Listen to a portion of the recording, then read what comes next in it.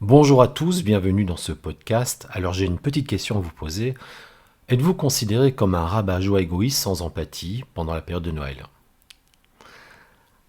Alors dans ce monde de lumière et de paillettes, Noël cache parfois une réalité plus difficile, un voile d'angoisse et des pressions sociales qu'il est temps de reconnaître, que certains d'entre nous vivons pendant cette période, ou peut-être que vous connaissez des personnes qui sont dans ce cas de figure. Alors, Noël n'est pas simplement un récit de féerie, mais c'est également une exploration de ce que signifie vraiment la période des fêtes, surtout pour ceux qui ne se retrouvent pas dans l'image traditionnelle de joie et d'harmonie. Alors pour un grand nombre de personnes, Noël n'est pas synonyme de joie, mais plutôt source d'angoisse, de pression, pour se conformer à des attentes souvent réalistes, voire impossibles. On est obligé de dîner en famille, on est obligé de faire des cadeaux, on est obligé de répondre présent, on est obligé d'être heureux. Et derrière toutes ces obligations, bien, se cachent des sentiments de contrainte, d'insincérité.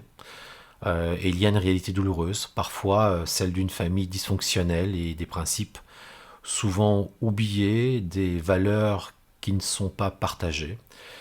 Et il y a aussi ceux pour qui la famille est tout simplement absente et pour qui Noël signifie vivre la solitude, être seul le soir de Noël, être seul à table.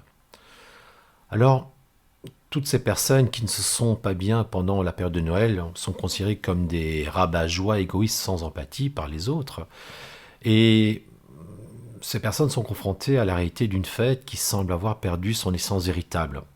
Alors pour eux, Noël rime avec surconsommation, superficialité et surtout un oubli des valeurs environnementales et éthiques.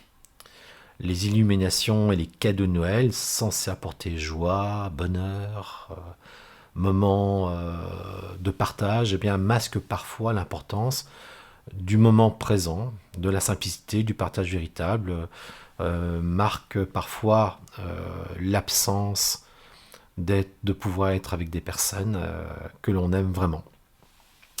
Alors la période des fêtes se transforme en une célébration hivernale générique, les plaisirs d'hiver, où la racine culturelle est remplacée en plaisir festif, où le politiquement correct tend à effacer les symboles religieux, au nom d'une coexistence sociale d'apparence, trouvant dans la consommation un objectif commun.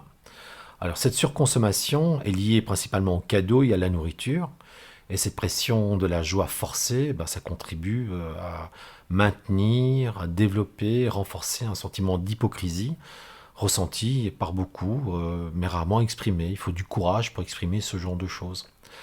Alors on va ajouter à cela un élément important, la pression financière. La pression financière considérable pendant cette période. Pour beaucoup, Noël devient un temps où s'endetter pour offrir des cadeaux est presque une norme, une obligation, une contrainte.